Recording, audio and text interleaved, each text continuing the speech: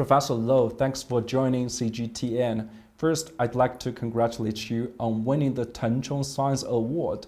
It's the first time that this prize has been awarded. So how do you feel right now? I feel very excited. It's a great honor to be chosen to be the inaugural recipient of this prestigious award.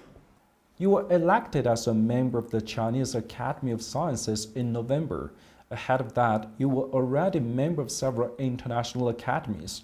So what does this new title mean to you?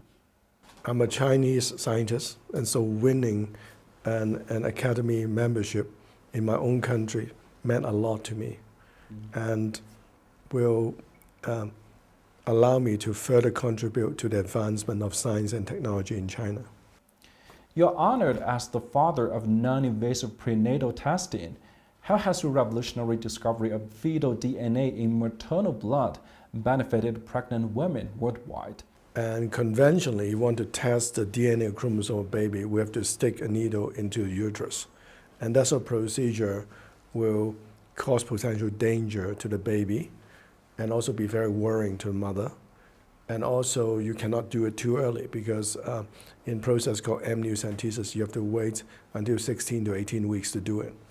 But now with our invention, all you need is a blood sample from the mother. So the risk to the baby is gone. And also, you can actually do that test at 10 weeks, which is much earlier. Recently, we have some very interesting discovery.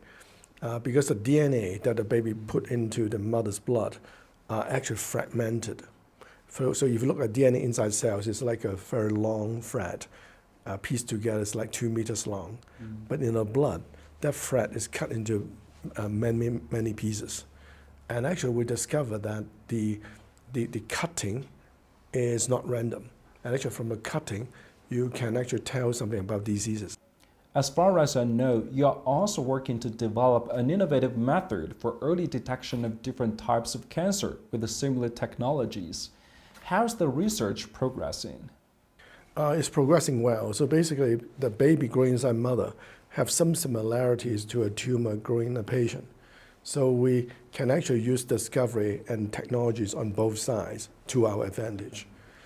So for example, in one of the cancer that we look at, it's called nasopharyngeal cancer, which is a head and neck cancer common in the southern part of China. We find that by using this type of blood test, I can actually push the detection from late cancer to early and reduce the mortality from cancer by 10 times.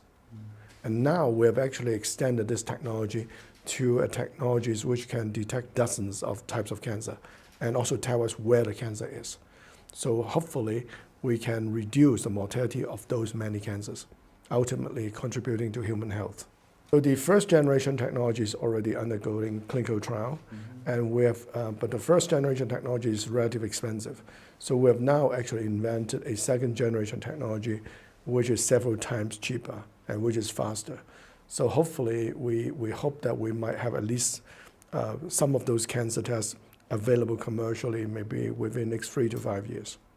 As China advances the development of the Guangdong, Hong Kong, Macau Greater Bay Area, are you seeing more opportunities and support in scientific research? Yes, I think the Guangdong, Hong Kong, Macau Greater Bay Area, or GBA as we call it, is a very exciting development. Now, for example, like I have a history of technology transfer. We were looking at the Hong Kong SAR, you're talking about 7.5 million people. You know, no matter how successful you are, it's only 7.5 million. But now with the GBA, we're talking about maybe 86 million people. So the market size, the potential collaboration is just much better. And Hong Kong, we are blessed in having 5 universities in the top 100 in the world. And next door to us, in Shenzhen, for example, we have a powerhouse of production of high technology. I think that is a very powerful interaction, and with all the other Greater Bay Area cities. And also in Hong Kong now, we have this development called the Loop, which is basically an area in the Shenzhen River between Hong Kong and Shenzhen.